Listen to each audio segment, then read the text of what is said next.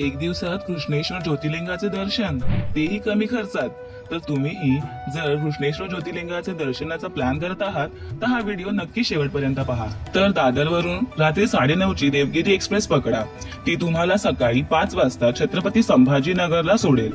Railway स्टेशनवरून रिक्षा करून तुम्हाला जायचं आहे बस स्टँड पर्यंत।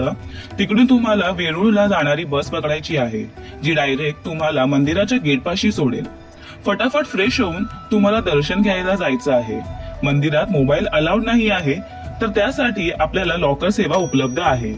मंदिराच्या बाहेर तुम्हाला पूजा करण्यासाठी जी साहित्य लागतील त्याची दुकाने पाहायला मिळतील। हे एक असं ज्योतिर्लिंग आहे जिथे तुम्ही स्पर्श करून देवाचे दर्शन घेऊ शकता। मंदिरात देवाचं दर्शन घेण्यासाठी तुम्हाला 1.5 ते 2 तास लागू शकतात। तेव्हा तुम्ही मंदिराच्या गाभाऱ्यात जाईपर्यंत हर हर महादेवचं स्मरण करत पुढे जायचं आहे। आणि हो, सर्वात महत्त्वाचं म्हणजे ग्रीष्मेश्वर मंदिर असं एक ठिकाण आहे जिथे पुरुषांना आपले शर्ट टी शर्ट काढून मंदिराच्या आत प्रवेश दिला जातो।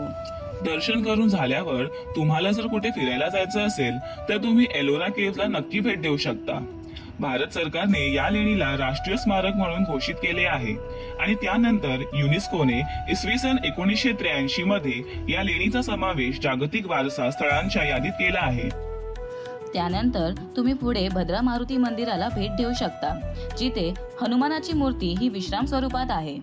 दर्शन झाल्यावर पुढे तुम्ही दौलताबाद फोर्ट, बीबी का मकबरा ह्या ठिकाणीही भेट देऊ शकता।